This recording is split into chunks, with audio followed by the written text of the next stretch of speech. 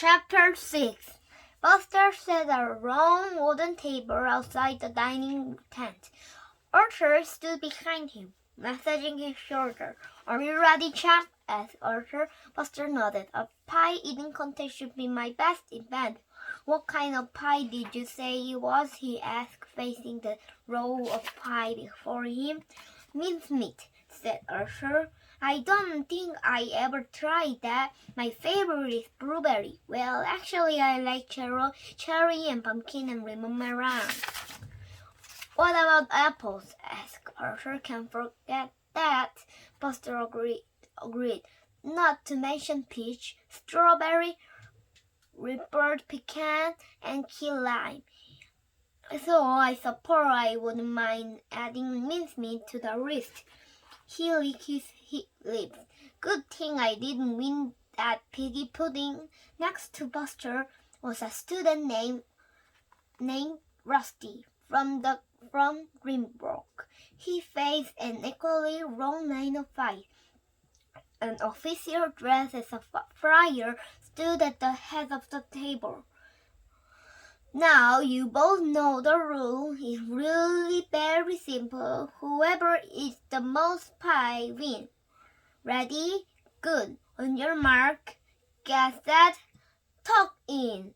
Buster immediately grabbed a pie and started shoving it into his mouth, chewing and swallowing as fast as possible.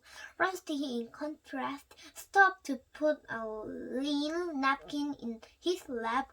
Then he began cutting up his first pie with a knife. "He never cut me at that rate," mumbled Buster. "What?" asked Arthur. Buster swore. "I said he won't ever catch me at that rate." Time passed. Buster had almost finished 3 pies. Rusty had at least half a pie behind, but he continued to eat at a steady pace. "Come on, Buster," said Arthur. "Keep going." Buster held a piece of pie in front of his mouth. It was not the biggest piece he had swallowed, but somehow his mouth seemed a whopping to open.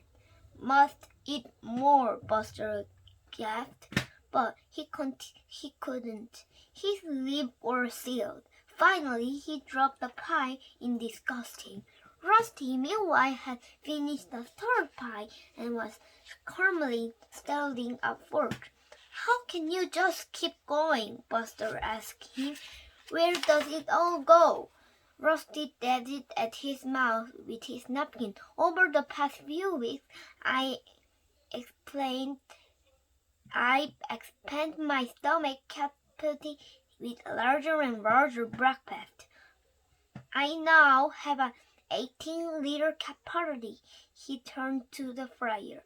"Would you possibly have any ice cream to go with this?" Buster groaned. "Let's go," said Arthur. "You'll feel better after we take a little walk." He helped Buster up from the table. Buster wasn't able to move very fast, so Arthur just shuffled around beside him.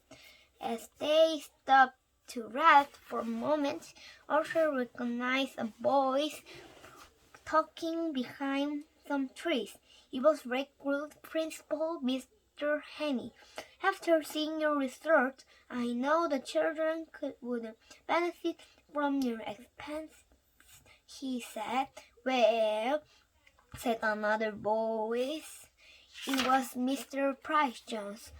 "The offer is certainly generous. I'll definitely consider it." Arthur turned pale. "Oh no," he muttered. This was the worst news yet.